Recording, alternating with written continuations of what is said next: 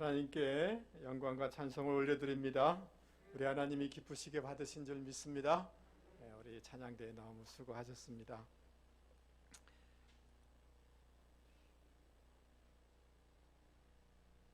우리 남성분들이 조금만 더 있으면 아주 좋을 것 같습니다.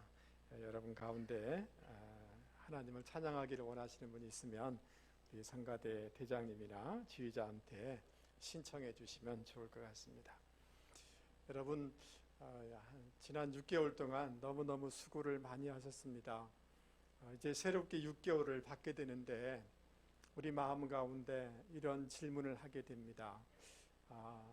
지난 2년 동안 그리고 지난 6개월 동안 여러 가지로 실패를 많이 했는데 과연 나는 재기할 수 있을까? 또 여러 가지 영적인 침체와 또 어려움들이 많이 있었는데 내 안에 열정과 부흥이 다시 일어날 수 있을까? 내 삶에 과연 승리의 역사는 있을 수 있을까? 라는 이런 질문을 하게 됩니다. 여러분 어떻습니까? 여러분 6개월 동안 여러분의 신앙에 영적인 부흥이 일어날 수 있을까요? 여러분의 삶의 영역에 회복과 승리와 역전의 역사는 일어날 수 있을까요? 참 감사합니다. 그런데 오늘 우리 마음속에 자신 있게 대답은 못하지만 여러 가지 확신이 없는 이런 면들이 있습니다. 그러나 성경에서는 무엇이라고 말씀하시는지 성경의 약속을 우리는 살펴볼 필요가 있습니다. 여러분 10절 말씀을 한번 보시기 바랍니다. 하나님께서 그 적들인 블레셋에게 큰 우레를 발하여서 이스라엘 앞에 피하게 하였다. 천둥번개를 치셔서 그들을 패닉에 빠지게 하여서 이스라엘 앞에 피하게 하였다 라고 말씀하고 있습니다. 그 다음 11절 말씀을 한번 보시기 바랍니다. 11절 이스라엘 사람들이 미스바에 나가서 블레셋 사람들을 추격하여 벳갈 아래까지 쳤더라 라고 얘기하고 있습니다. 20년 전에 여러분 이들이 아벡 전투에서 블레셋에게 처참하게 패배하였습니다. 그런데 지금 이 순간에는 하나님이 은혜 주셔서 오히려 쫓김을 당하는 것이 아니라 그들을 추격하는 놀라운 역전의 역사가 일어나고 있는 것을 보게 되어집니다. 그래서 그들은 거기에다가 에벤네셀이라 라고 이름을 하면서 거기다가 큰 돌을 세운 것입니다. 하나님이 여기에까지 우리를 도우셨다라는 뜻을 이렇게 담고서 이렇게 에벤네셀이라라는 이런 돌을 세운 것을 볼 수가 있습니다. 미스바에서 우리는 꼼짝없이 죽을 줄 알았는데 오히려 반대로 역전의 역사가 일어나서 여기까지 오게 됐다. 부흥하게 되었다. 승리하게 되었다. 상상치도 못했는데 하나님이 은혜 주셔서 여기까지 우리가 공격해서 들어오게 되었다 라는 뜻으로 에벤네셀이란 돌을 세운 것을 볼 수가 있습니다. 여러분 13절 14절 말씀을 한번 보시기 바랍니다. 그 블레셋 사람들이 굴복하여서 이스라엘 지역에 들어오지 못하는 역사가, 적들이 더 이상 들어오지 못하는 역사가 있고 하나님이 그들을 막으셨고 뿐만 아니라 하나님께서 그들을 회복시켜 주시고 지금까지 불안하고 두렵고 걱정이 많았지만 평화를 주셨다라고 말씀하고 있습니다. 여러분 오늘 이 성경에 말씀해 주시고 선포해 주시는 이 축복이 나머지 6개월 동안 우리의 삶 가운데 있기를 주님의 이름으로 축복합니다. 여러분 우리는 역전할 수 있을까요? 영적인 침체에서 벗어나 열정을 가지고 사명을 감당할 수 있을까요? 우리 인생에 참 무너진 것들이 많고 패배한 것들이 많고 실패한 것들이 많지만 하나님은 역전을 주시고 승리하게 하여 주실 줄 여러분 믿습니까? 실제적인 이 회복과 영적인 부흥과 역전과 승리와 이 놀라운 은혜가 여러분 6개월 동안에 계속해서 이루어지기를 주님의 이름으로 축복합니다. 그러면 이러한 은혜가 어떠한 그 통로를 통해서 우리 가운데 공급되는지 오늘 성경 말씀을 통하여서 우리가 같이 살펴보려고 합니다. 여러분 7장 1절 말씀을 우리 같이 한번 크게 읽어보도록 하겠습니다. 7장 1절입니다. 시작. 기럇여아림 사람들이 와서 여호와의 궤를 옮겨 산에 사는 아비나답의 집에 들여놓고 그의 아들 엘르아사를 거룩하게 구별하여 여호와의 궤를 지키게 하였더니. 여러분 6장 말씀에 보면 베세메스 지역에 하나님의 궤가 돌아오는 것을 볼 수가 있습니다. 그 블레셋 사람들이 전쟁에서 하나님의 궤를 빼앗아 갔는데 하나님이 그들을 막 심판하시는 거예요. 그래서 너무 두려워가지고 하나님의 궤를 돌려보내게 되어집니다. 유다, 저기 밑에 유다라는 지역이 있죠. 유다 지역 조금 위에 보면 베세메스라고 있습니다. 이 베세메스 지역으로 보내게 되어집니다. 그런데 이 베세메스 사람들이 하나님의 말씀을 모르는 거예요. 종교의 모습은 있지만 구체적인 하나님의 말씀, 하나님의 법도를 모르는 거예요. 하나님의 궤, 하나님의 임재를 상징하는 하나님의 법궤를 대할 때는 하나님의 말씀의 법도 따라서 행해야 되는 거예요. 여러분 지성소에 모시게 되는데 1년에 한 번 대제사장이 하나님 앞에 거룩하게 자기를 정결하여서 하나님 앞에 나아갈 수가 있는 거예요. 그리고 하나님의 궤를 옮길 때는 레위 자손 중에 고핫 자손이 어깨에 매서 옮기라 라고 이렇게 말씀해 주고 있어요. 하나님의 궤를 함부로 만지거나 들여다보면 안 된다라고 하나님이 이미 말씀해 주셨어요. 근데 오랫동안 말씀이 없었어요. 영적인 침체 가운데 있었기 때문에 하나님을 경외하거나 두려워하는 마음이 베세메스 사람들은 없었습니다. 호기심에 하나님의 궤를 들여다봤다가 베세메스 사람 70명이 거기서 바로 죽는 이런 일이 벌어지게 된 것입니다. 너무 두려운 거죠. 그래서 이 베세메스 사람들이 하나님의 법궤를 여기서 다른 쪽으로 기럇여아림 쪽으로 보낸 것입니다. 기럇여아림 사람들에게 이거 가져가라 라고 이렇게 얘기를 하는 것입니다. 그런데 여러분 기럇여아림 사람들은 하나님의 궤를 어떻게 대했습니까? 여러분 아비나답의 집에 두고 그 엘르아사를 거룩하게 구별하여서 하나님의 궤를 지키는 이런 일을 행한 거예요. 그러니까 이 기럇여아림의 사람들은 하나님의 것들을 하나님의 말씀대로 소중하게 귀하게 여겼다. 다른 말로 얘기하면 하나님을 경외하는 마음을 가지고 하나님의 것들을 존중하였고 소중하게 여겼다라고 말씀을 정리할 수가 있는 것입니다. 할렐루야. 여러분 하나님께서는 이방 사람들에게 하나님의 영광을 빼앗기지 않으십니다. 그래서 블레셋 사람들이 하나님의 궤를 빼앗아 가지고 자기들의 신당에 세웠습니다. 우리 신이 이겼다라고 이렇게 선포하는 거죠. 근데 하나님께서 역사하셔서 하나님의 그 궤 앞에 이방 다곤 신당이 깨어져서 엎드려져서 땅에 그냥 꼬라박는 거죠. 그리고 엎드려서 절하는 것입니다. 이런 일이 벌어진 거죠. 하나님은 이방 사람 세계 속에서 영광을 빼앗기지 않으시는 분이세요. 뿐만 아니라 하나님은 하나님의 백성에게서도 소홀히 만홀히 여김을 받지 아니하시는 거룩하시고 영광스러운 하나님이라는 것을 여러분 기억하실 수 있기 바랍니다. 그래서 하나님의 것들을 우리는 굉장히 중요하게 여기고 소중히 여겨야 되는 줄 여러분 믿을 수 있기를 바랍니다. 여러분 노아가 그 시대 모든 사람이 범죄하고 죄악의 길로 달려갈 때 그 혼자 믿음의 길을 걸었어요. 좁은 길을 걸었어요. 하나님께서 방주를 지으라고 할 때 사람들이 다 조롱을 했어요. 육신적인 삶을 살아갔어요. 그러나 요한은 하나님의 말씀대로 사명을 감당하였어요. 그들에게 돌아오라고 선지자의 역할을 감당했어요. 그래서 하나님의 홍수 심판이 임하게 됐습니다. 홍수 심판 후에 노아의 가족들이 포도를 심었다가 그걸 거두어서 포도주를 마셨는데 그 포도주에 취한 것입니다. 날씨가 더웠는지 노아가 벌거벗어서 잠을 자게 됐습니다.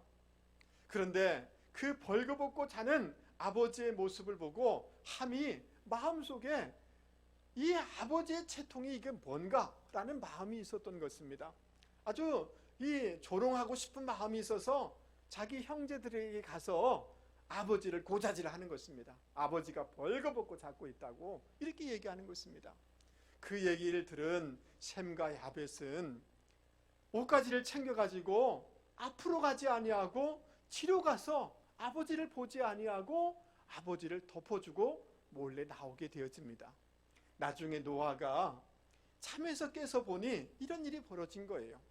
그래서 함과 그 후손에 대해서는 저주를 해요. 그리고 셈과 야벳에 대해서는 하나님의 축복을 허락하여 축복을 해줍니다. 실제로 하나님의 축복이 셈과 야벳 그 가문에 임하게 되는 것을 볼 수가 있습니다. 여러분, 함은 왜 아버지를 조롱하였을까요? 왜 아버지를 고자질했을까요? 여러분, 노아는 연약함이 있었을지 모르지만 하나님을 대행하는 하나님의 선지자였어요. 하나님의 뜻을 이루어드리는 하나님의 권위자였어요. 하나님에 대한 경외심이 없기 때문에 육적인 아버지를 바라보면서 하나님의 선지자인 그 노아를 함부로 대했던 것이 함의 문제였던 것입니다. 그래서 그 인생뿐만 아니라 그 후손이 저주받은 인생을 살게 되는 것을 볼 수가 있습니다.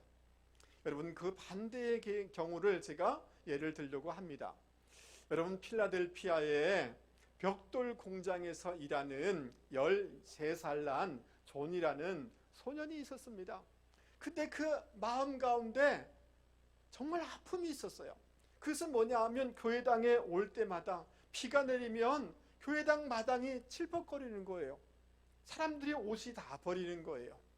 그래서 마음속에 안타까움이 있어가지고 그 7센트 받으면서 그걸 쪼개가지고 벽돌을 사서 한 장 한 장 마당을 깔기 시작하는 것입니다. 이런 식으로 벽돌을 깔아나가면 2년이 걸리는 거예요. 이 얘기를 들은 성도들이 회개하게 되어집니다. 그래서 그들이 헌신하면서 교회 앞마당을 새롭게 포장할 뿐만 아니라 허름해진 교회당을 새롭게 건축하는 역사가 일어나게 되어집니다. 여러분, 이 존이라는 이 학생이 여러분 우리가 잘 아는 백화점 왕이라는 존 워너메이커라는 이 분이신 것입니다. 여러분, 이분은 나중에 그 미국의 장관으로 초청을 받게 되어집니다. 미국 대통령에서 장관을 좀 수행해 달라고 하니까 거절을 하게 됩니다. 왜 거절하는 이유가 뭐냐 하면 나는 주일학교 교사고 주일학교 그 부장인데 내가 이 일을 하지 못하기 때문에 이 일을 두고서 다른 일을 할 수가 없습니다라고 하면서 장관직을 거절한 것입니다. 그러니까 벤자민 해리슨이라는 대통령이 이렇게 얘기합니다. 그러면 좋습니다. 주일에는 철저하게 예배와 그 주일학교 교사직을 감당할 수 있도록 그날에는 비우도록 하겠습니다. 일을 하지 않도록 배려를 하겠습니다라고 하니까 이 사람이 장관직을 수행하게 되었습니다. 너무나 성실하게 탁월하게 일들을 감당하게 되니까 한 번은 기자들이 이제 인터뷰를 요청하게 됩니다. 장관님은 여러 백화점을 경영하기도 하고 지금 장관직을 수행하고 있는데 어떻게 이렇게 탁월하게 감당할 수 있습니까? 라고 이렇게 얘기를 한 것입니다. 그러자 이 워너메이커가 저는 잘하는 것은 없지만 제게 주어진 본업을 충성스럽게 감당하고 있습니다 라고 답을 한 것입니다. 그때 기자가 다시 묻습니다. 그러면 장관님의 본업은 뭡니까? 라고 질문한 거예요. 그때 이 워너메이커가 이렇게 대답합니다. 나의 본업은 주일학교 교사요 주일학교 부장이 나의 본업입니다 라고 이렇게 대답을 한 것입니다. 여러분, 다른 어떤 것보다도 그 교사의 직분을 소중하게 여긴 거죠. 여러분, 이 워너메이커는 나중에 이 20조에 달하는 재산을 얻게 되어집니다. 그리고 많은 것을 교회와 사회에 이렇게 헌금하고 환원을 하게 되어집니다.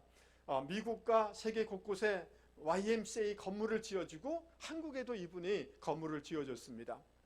근데 여러분, 나이가 많이 들어서 기자들이 이렇게 묻습니다. 당신의 인생에 있어서 가장 값진 투자는 뭡니까? 투자 중에 가장 성공적인 투자는 뭡니까? 라고 이렇게 묻게 되어집니다. 그때 워너메이커가 이렇게 얘기합니다. 제가 11살 때 $2 75센트를 주고 산 성경입니다.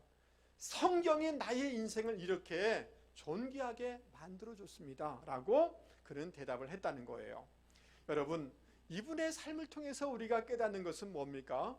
워너메이커란 사람이 성공한 사람이다, 성공한 기업가다, 성공한 정치인이다, 부자가 되었다, 이게 중요한 것이 아닙니다. 그분은 그의 일상의 삶 속에서 하나님의 것을 소중하게 여겼고, 말씀 성경을 소중하게 여겼고, 직분을 소중하게 여겼고, 교사의 이 일을 소중하게 여겼고, 하나님의 이것을 우선적으로 감당하는 이 일을 감당할 때 하나님은 그 인생에게 복을 주었고 그 인생을 존귀하게 하셨다는 것입니다. 할렐루야. 그렇다면 사랑하는 성도 여러분, 여러분은 하나님의 것들을 정말 소중하게 여기고 살아가고 계십니까? 여러분, 예배는 하나님의 것인 줄 믿습니다. 우리는 코로나19라는 이유 때문에, 내가 어떤 사람과의 약속 때문에, 때로는 결혼 때문에, 결혼식 때문에 하나님과의 예배는 늘 후순입니다. 내가 여건이 되어지고 시간이 되어지면 그때 드리려고 합니다. 여러분, 하나님의 말씀이 소중하십니까? 말씀을 읽지 않습니다. 실제로 한국의 그리스도인들은 말씀을 소중히 여기지 않습니다. 여러분, 하나님의 교회당이 소중하십니까? 하나님의 교회당을 소중히 여길 수 있기를 바랍니다. 하나님의 주신 영적인 질서들을 소중히 여길 수 있기 바랍니다. 아멘. 하나님의 그 종들을, 사역자들을 소중히 여길 수 있기를 바랍니다. 아멘. 여러분, 하나님께서 우리에게 모든 것을 물질을 허락하신 것은 하나님이 것이고 하나님이 우리에게 사용하도록 청지기로 우리에게 맡겨주신 줄 믿습니다. 하나님의 것들을 하나님 앞에 하나님의 것입니다라고 고백하는 11조 생활을 소중히 여길 수 있기를 바랍니다. 아멘 하시죠? 여러분, 실제로 하나님의 것들을 소중히 여기는 삶을 하루하루 살다 보면 놀랍게도 하나님이 갚아주시고, 하나님께서 회복시켜주시고, 하나님께서 나의 영적인 것을 부흥케 하여 주시고, 하나님의 승리를, 하나님의 놀라운 부흥을 경험하게 되는 줄 여러분 믿을 수 있기 바랍니다. 여러분, 저를 한 번만 보시죠. 여러분, 확실합니다. 여러분, 여러분들이 오랫동안 교회 생활을 했고, 여러분의 가정이 예수 믿는 가정이었고, 여러분 가까이에 신앙인들이 있기 때문에 여러분들은 이 예배와 하나님의 질서와 교회당과 이 말씀과 이것이 소중하지 않습니다. 실제적으로 가장 소중히 여겨야 될 사람이 소중히 여기지 않기 때문에 점점 영적으로 메마를 수밖에 없는 것입니다. 여러분, 하나님의 말씀을 소중히 여기셔서 날마다 말씀으로 살아가실 수 있기 바랍니다. 무엇보다 예배를 가장 우선순위에 두실 수 있기 바랍니다. 하나님의 것을 가장 소중히 여겨나가면 하나님의 부흥을 반드시 경험하게 되는 줄 믿을 수 있기를 바랍니다. 아멘. 기도는 소중한 것일까요? 기도를 우선으로 세우시기 바랍니다. 하나님의 부흥을 경험하게 될 줄 믿을 수 있기 바랍니다. 여러분, 7장 2절 말씀을 한번 보시기 바랍니다. 7장 2절 말씀 같이 한번 읽어보죠. 괴가 기란 여아림에 들어간 날부터 20년 동안 오래 있은지라 이스라엘 온 족속이 여호와를 사모하니라. 아멘. 여러분, 6장 21절 말씀에 보면 벳세메스 사람들이 하나님의 궤를 기란 여아림 사람들에게 가져가라고 얘기합니다. 하나님의 궤를 기란 여아림에 보내는 것입니다. 그러면 우리는 이런 질문을 하게 되는 거죠. 아니, 벳세메스 사람도 유다 지파의 하나님의 백성인데 왜 하나님의 궤를 기란 여아림 한 14km 떨어진 곳에 보냈을까라는 질문을 하게 되는 것입니다. 여러분, 다윗 때에 이 다윗 왕이 이 두 지역을 점령했다는 기록을 볼 수가 있습니다. 그러니까 다윗이 이 지역을 점령하기 전까지는 벳세메스 지역과 기란 여아림이라는 이 지역은 블레셋 가까운 데 있었는데 블레셋의 정치, 경제 모든 영향을 받는 지역이라는 거예요. 근데 벳세메스 사람들이 생각해 보니 하나님의 궤 때문에 블레셋 사람들이 재앙을 받았고 불편한 거예요. 이것 때문에 블레셋 사람들의 심기를 건드려서는 안 되겠다라는 생각 속에 벳세메스 사람들은 하나님의 궤를 저 멀리 기란 여아림으로 보내버린 것입니다.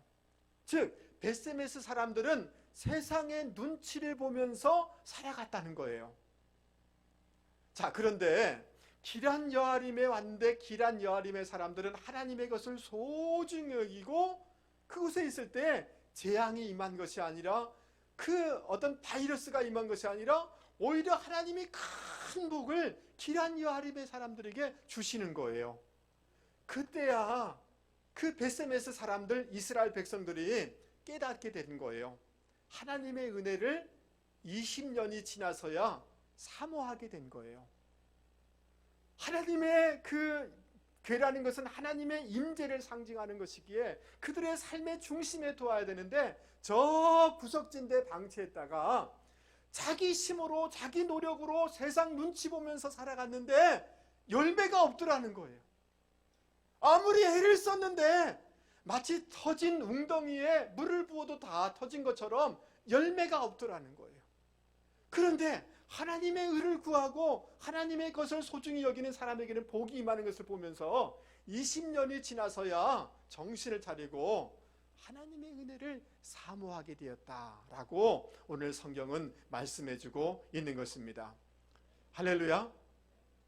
여러분, 세상 눈치, 내 머리, 내 잔머리를 굴려서 살아간다고 해서 열매 맺히는 건 아닙니다. 여러분, 하나님 앞에 하나님이 기뻐하는 것으로 우리는 살아가야 되는 줄 여러분 믿을 수 있기를 바랍니다. 여러분, 세상 눈치 보면서 세상 교회 가는 거 좀 불편해하고 눈치 주면 그 눈치를 못 이겨서 예배를 잊어버려요. 그 세상 사람에게 맞춰서 살아가다 보면 하나님도 잃어버리고 신앙도 잃어버리고 내 삶이 무질서해지게 되어지고 아무런 열매를 맺을 수가 없는 것입니다. 벳세메스 사람들은 그렇게 산 거예요. 이제서야 20년이 다 지나서야 깨닫게 된 거예요. 여러분, 힘들고 어렵지만 하나님의 것을 소중히 여기며 살아가는 저와 여러분이 되기를 바랍니다. 여기 사모하다라는 단어가 있는데요. 따라서 한번 해보겠습니다. 사모하다. 나하라는 이런 단어인데요. 크게 울부짖다. 과거의 잘못을 크게 뉘우치다. 하나님의 은혜만을 사모하다. 이런 뜻을 담고 있는 단어인 것입니다. 하나님의 은혜를 사모하는 것은 이제서야 다 무너지고 난 다음에야 하나님의 은혜를 사모하는 것입니다. 그때 사무엘 선지자가 3절에 이렇게 단호하게 외치게 되어집니다. 너희가 전심으로 여호와께 돌아오려거든 이방 신들과 아스다롯을 너희 중에서 제거하고 너희 마음을 여호와께로 향하여 그만을 섬기라. 그리하면 너희를 블레셋 사람의 손에서 건져내시리라. 할렐루야. 사무엘 선지자는 분명하게 선포하는 것입니다. 블레셋 사람에게서 이 어려운 환경 가운데서 구원받고 싶으냐? 건져냄을 받고 싶으냐? 내가 회복되기를 원하느냐? 역전되기를 원하느냐? 부흥되기를 원하느냐? 그러면 이 우상을 단호하게 제거해야 된다 라고 말씀해주고 있는 것입니다. 여러분, 이 바알과 아스다롯은 여러분 하나님 없이 세상 것을 추구하는 그 우상을 뜻하는 것이에요. 한편으로는 종교적인 모습이 있지만 그 아스다롯은 이 이방 여성 신인 것입니다. 육적인 삶을 즐기는 것, 육적인 소욕 따라 살아가는 것, 이것을 내 삶 가운데 분명히 제거해야 된다. 뽑아버려야 된다. put away, 던져버려야 된다. 단호하게 결단해야 된다 라고, 청소해버려야 된다라고 선지자는 외치고 있는 것입니다. 할렐루야. 그럴 때 하나님의 은혜가 있다라고 말씀하고 있습니다. 따라서 한번 해보겠습니다. 너희 마음을 여호와께로 향하여 그만 섬기라. 하나님만 섬기라. 너의 마음, 그 레바브, 너의 인간의 내부, 너의 정신, 너의 의지를 하나님께 향해라.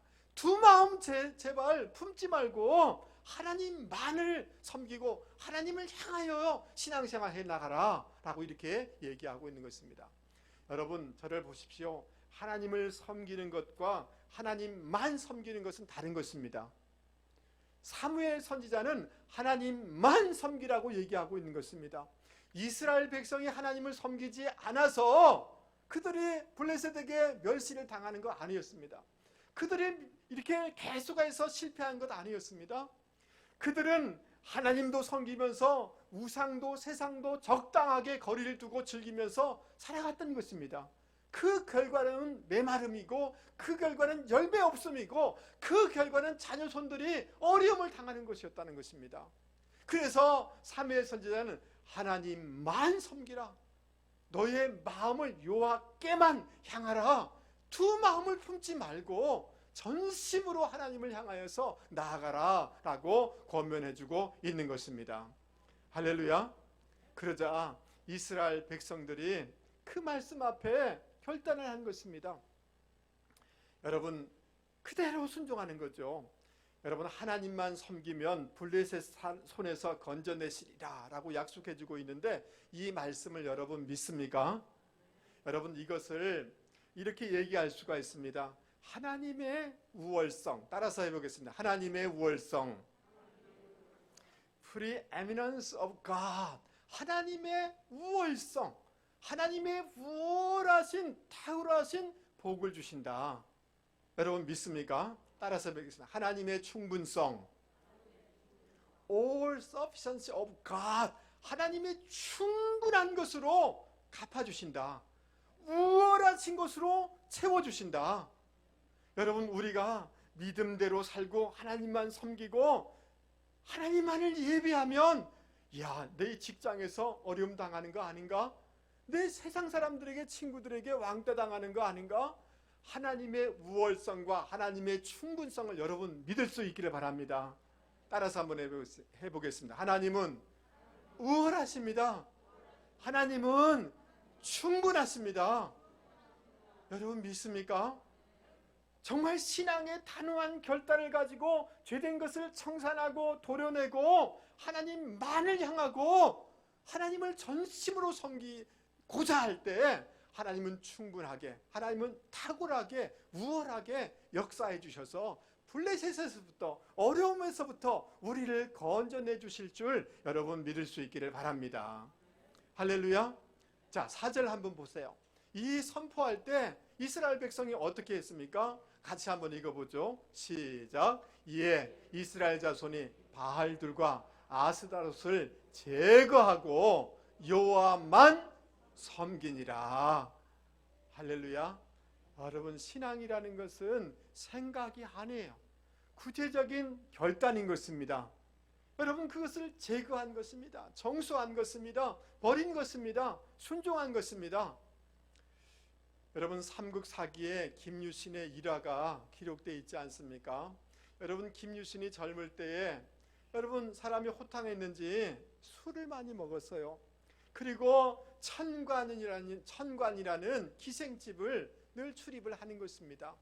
어느 날 술을 얼큰하게 취해서 집에 들어왔는데 어머니 만명이라는 이 부인 어머니가 울면서 아들에게 호소 및 책망을 하게 됩니다.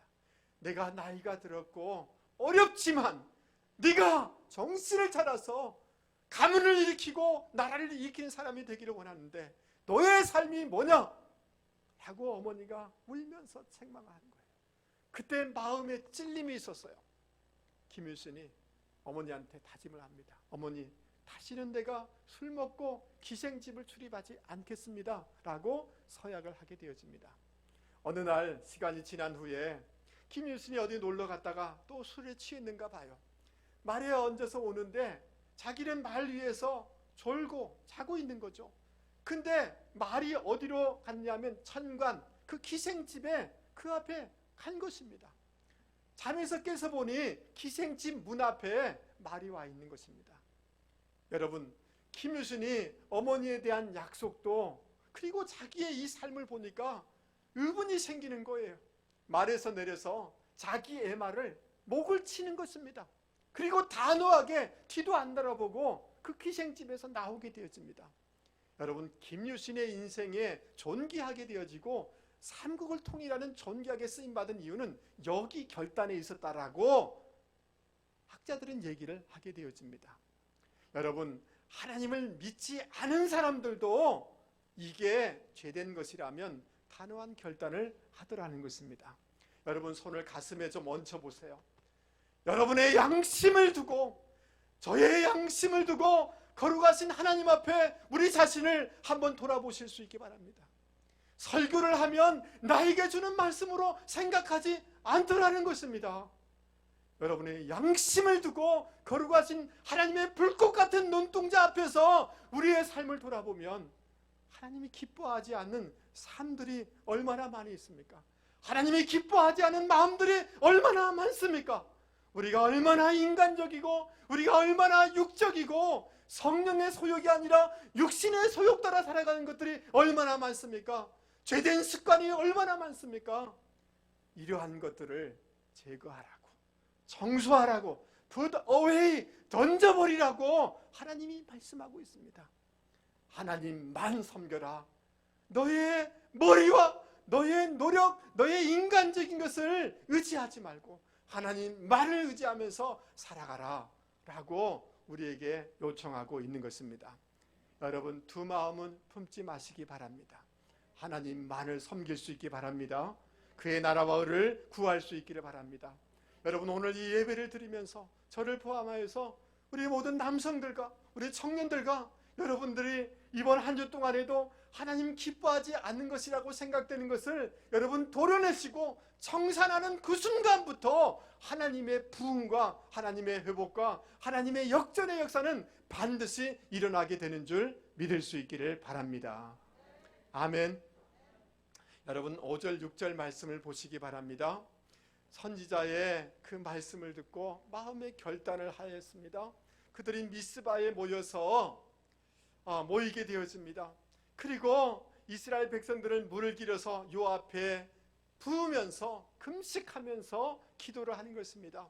요 앞에 물을 부었다는 것은 무슨 말이냐 하면 물을 쏟아 붓듯이 자신들의 마음을 하나님 앞에 쏟아 부으며 회개했다는 것입니다. 집단적으로 회개, 집단적인 세례를 받았다는 그런 것입니다. 금식하면서 하나님 그렇게 단호하게 거룩한 의분을 가지고 살아가겠습니다라고 결단을 했다는 것입니다.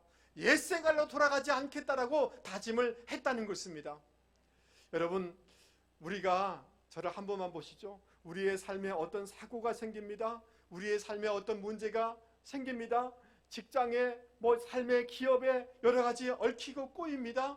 자녀들에게 어려움이 생깁니다. 그러면 우리는 허겁지겁 그 문제를 풀려고 이렇게 저렇게 쫓아다닙니다. 거기에 문제가 풀리는 것이 아닙니다. 하나님 앞에 나와서 나의 마음을 찢으며 회개할 때 근본적으로 문제가 풀어지게 된다는 것을 여러분 기억하실 수 있기 바랍니다. 그래서 역대하 7장 14절에는 이렇게 말씀해 주고 있습니다. 여러분, 크게 같이 한번 읽어보겠습니다. 내 이름으로 일컫는 내 백성이 그들의 악한 길에서 떠나 스스로 낮추고 기도하여 내 얼굴을 찾으면 내가 하늘에서 듣고 그들의 죄를 사하고 그들의 땅을 고칠지라. 아멘. 따라서 해보겠습니다. 그들의 땅을 고칠지라. 여러분, 하나님의 백성이 악한 길에서 떠나고 자기를 낮추고 하나님의 얼굴을 구하면 그 땅을 고쳐주신대요. 그 땅의 실제적인 문제를 해결해 주신대요. 경제적인 문제를 해결해 주신대요. 하나님이 부흥을 허락해 주신대요. 이러한 이 회개의 역사가 우리 가운데 실제적으로 있기를 바랍니다. 여러분, 참 이상한 일이 벌어지게 되어집니다. 7절 말씀 보십시오. 하나님의 백성들이 정신을 바짝 차리고 회개하게 되어지자 블레셋이 이스라엘을 다시 한번 공격해서 들어오는 것입니다. 전쟁이 일어나는 것입니다. 여러분, 하나님의 백성이 정신 차린 것, 회개한 것이 여러분 전쟁을 일으킨 원인이 될 수 있습니까? 없습니까? 없는 거죠. 그렇지 않습니까? 그러면 왜 블레셋이 그들이 회개하여서 돌아왔을 때 전쟁을 일으킨 것입니까? 블레셋 뒤에 마귀의 역사가 있기 때문에 그런 것입니다. 하나님의 백성이 숨 끊고 정신 차리려고 하면 마귀가 좋아하겠어요? 좋아하지 않겠어요? 좋아하지 않죠. 하나님의 백성이 담배 끊고 술 끊고 죄된 것을 끊고 돌아오면 마귀가 좋아하지 않죠. 그래서 이런 영적인 정쟁을 벌이게 되는 것입니다. 여러분, 그때 이스라엘 백성은 사무엘 선지자에게 우리를 위해서 쉬지 말고 기도해 주십시오라고 부탁을 하게 되었습니다. 쉬지 말고 기도한다는 것은 낙심하지 말고 기도해 주십시오라고 부탁을 한 것입니다. 여러분, 이 말을 들은 사무엘 선지자는 9절 말씀에 보면 젖먹는 어린 양으로 온전한 번제를 드리고 하나님께 부르짖었다라고 이렇게 기록하고 있습니다.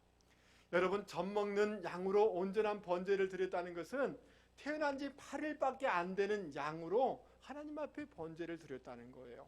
이 말은 무슨 말이냐 하면 예배의 형식을 얘기하는 게 아니에요. 하나님, 우리는 태어난 지 8일밖에 되지 못한 아이와 같은 처지입니다. 하나님의 은혜가 없으면 살아갈 수가 없습니다. 하나님만을 바라보면서 하나님의 은혜만을 구합니다 라는 심정으로 지금 예배를 드리고 하나님 앞에 하나님 앞에 cry out, 부르짖어 간절히 기도했던 것입니다. 그럴 때 놀라운 승리의 역사가 그 하반부에 나와 있는 것입니다. 여러분, 저를 한 번만 보시죠. 여러분 삶에 지금 어떤 문제가 있습니까? 어떤 난관이 있습니까? 어떤 어려움들이 여러분을 지금 붙잡고 있습니까? 이것이 영적인 전쟁이라는 것을 아셔서 포기하지 마시고 절망하지 마시고 믿음으로 기도로 돌파해 나가는 분들이 되기를 바랍니다. 그곳에 승리의 역사가 반드시 있게 되는 줄 여러분 믿을 수 있기를 바랍니다. 말씀을 마치려고 합니다. 사랑하는 성도 여러분, 코로나19로 우리는 수년 동안 어려운 시기를 보내왔습니다. 지난 6개월을 한번 떠올려 보시기 바랍니다. 이거는 육해 공군전이에요. 말도 못하는 거예요. 여러분, 사람을 통해서, 환경을 통해서, 건강을 통해서 엄청난 어려움이 우리 가운데 많이 있었습니다. 아니, 또 이렇게 6개월을 보낸다. 또 이렇게 나머지 인생을 산다. 나는 일어날 수 있을까? 우리 가정은 회복될 수 있을까? 나의 영적인 침체에서 다시금 부흥이 일어날 수 있을까? 하나님은 말씀하십니다. 부흥이 일어난다. 회복된다. 승리한다. 재건할 수 있다. 그러나 내가 삶 가운데 하나님의 것들을 소중히 여기면서 하루하루를 살아가라. 반드시 일어난다라고 말씀해주고 있는 줄 여러분 믿을 수 있기 바랍니다. 하나님이 기뻐하지 않는 것들이 있다면 여러분 성령께서 도와주셔서 여러분 그것을 잘라내고 도려내고 버려버리고 하나님이 기뻐하는 마음과 기뻐하는 길로 삶의 태도로 바꿔나갈 수 있는 저와 여러분이 되기를 바랍니다. 아멘. 우리가 정신 바짝 차리면 영적인 공격이 있을 것입니다. 그때 물러서면 안 됩니다. 여러분 믿음으로 간절한 마음으로 기도로 돌파하면 그 장벽 뒤에 문제 뒤에 하나님이 예비하신 취업도 있고 하나님이 예비하신 자녀 손들의 복도 있고 하나님이 예비하신 부흥과 승리와 역전이 있는 줄 여러분 믿을 수 있기를 바랍니다. 여러분 나머지 6개월 끝에서가 아니라 6개월을 이렇게 살아가면서 순간순간 하나님의 승리를 하나님의 역전을 하나님의 부흥을 반드시 경험하는 분들이 되기를 주님의 이름으로 축복합니다. 우리 말씀을 생각하시면서 찬송가 우리 390장 힘있게 부르도록 하겠습니다.